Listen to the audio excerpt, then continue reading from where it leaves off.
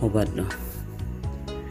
Gaafa qodaan tokko nurkaa bu'ee cabu, iyya qodaa sanaatiin namootni nutti dhiyaatan dhagahuu danda'u.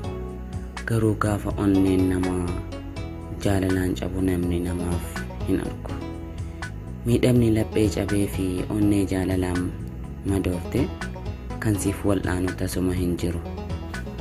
Sababiin isaa kan sitti dhiyaatu hundi isaatu kan arraaf yoo ta'e malee kan boriif inni yaadu muraasa.